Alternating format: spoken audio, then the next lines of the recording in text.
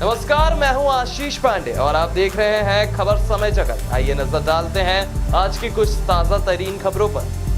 मध्य प्रदेश राष्ट्र भाषा प्रचार समिति और रविंद्रनाथ टैगोर विश्वविद्यालय के संयुक्त तत्वाधान में 18 अगस्त से 3 दिवसीय 27वीं पावस व्याख्यानमाला और साहित्य संगम का आयोजन किया जा रहा है। ये कार्यक्रम हिंदी भवन में प्रातः 10 बजे से शाम 6 बजे तक संचालित होगा। आयोजकों ने बताया कि कार्यक्रम के उद्घाटन समारोह में मुख्य अतिथि के रूप में मध्य प्रदेश विधानसभा के अध्यक्ष गिरीश गौतम, संस्कृति मंत्री उषा ठाकुर और समारोह के अध्यक्ष के रूप में डॉक्टर सूर्य प्रसाद दीक्षित उपस्थित रहेंगी। 3 दिवसीय कार्यक्रम के विभिन्न सत्रों में देश भर के प्रसिद्ध साहित्यकारों के साथ अनेक महत्वपूर्ण विषयों पर चर्चा की जाएगी। कार्यक्रम के मुख्य रूप से हिंदी साहित्य में सांस्कृतिक धारा की निरंतरता, भारतीय भाषा के मध्य अंतर्वासना के क्षेत्र और नई शिक्षा नीति में भारतीय भाषाओं की संभावनाओं सहित अन्य विषयों पर चर्चा की जाएगी।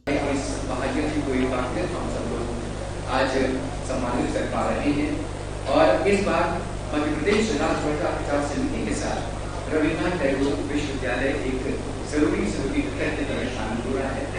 तो इस सूचना के साथ आपको मैं बता दूं कि आज पुस्तकाली नई शिक्षा नीति वो कह रही है कि इंजीनियरिंग भी हिंदी में पढ़ाई जाएगी, मेडिकल हिंदी में पढ़ाया जाएगा और जो चॉइस होगी आपकी, आप ये भी दे सकते हैं।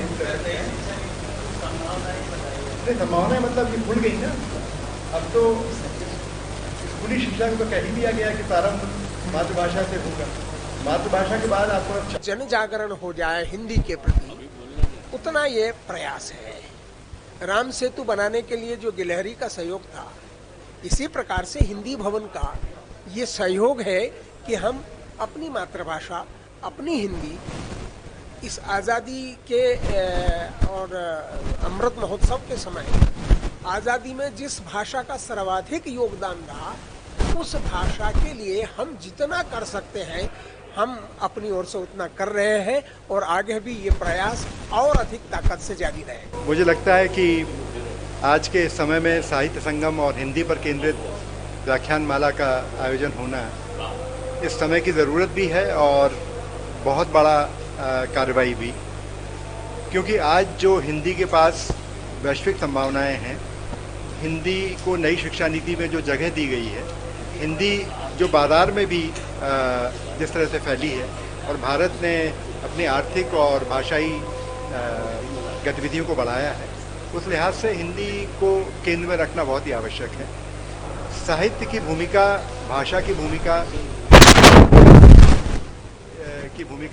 अब केंद्र में है और ये कार्यक्रम उस पर बातचीत करेगा और कई पक्षों से इस पर बातचीत करेंगे। एक दूसरी महत्वपूर्ण बात यह है कि इस बार ये रविंद्रनाथ टैगोर विश्वविद्यालय और इसको मिलकर कर रहे हैं, जो इंगित करता है कि इसमें युवाओं को जोड़ने का प्रयास है, युवाओं को भीतर लाने का प्रयास है और अपनी भाषा के प्रति समर्पण और श्रद्धा पैदा करने का सवाल है। जो विषय चुने गए हैं बिल्कुल सामयिक विषय हैं। इसमें नई शिक्षा नीति पर बात हो रही है, इसमें कलाओं के बीच अंतर संवाद पर बात हो रही है, इसमें महिलाओं के सशक्तिकरण पर बात हो रही है और हमारे देश में महिला लेखन बहुत प्रभुता के साथ सामने आया है। तो ये सारे विषय भी भारतीय भाषाओं के बीच अंतर संवाद की बात होगी। हिंदी को भारतीय भाषाओं के बीच के खिलाफ खड़ा नहीं करना है, बल्कि उनके साथ मिलकर काम करना है। तो ये पूरी ध्वनियाँ इस पूरे कार्यक्रम को नया बनाती हैं, नए समय के अनुरूप बनाती हैं और मुझे लगता है कि बहुत ज़रूरी कार्यक्रम ये इस समय आयोजित हो रहा है। देश भर के लोग इसमें आ रहे हैं और वैश्विक प्रसारण का फेसबुक पर कोशिश करेंगे कि वो हो सके, तो विश्व से भी जुड़ने का काम किया जाए।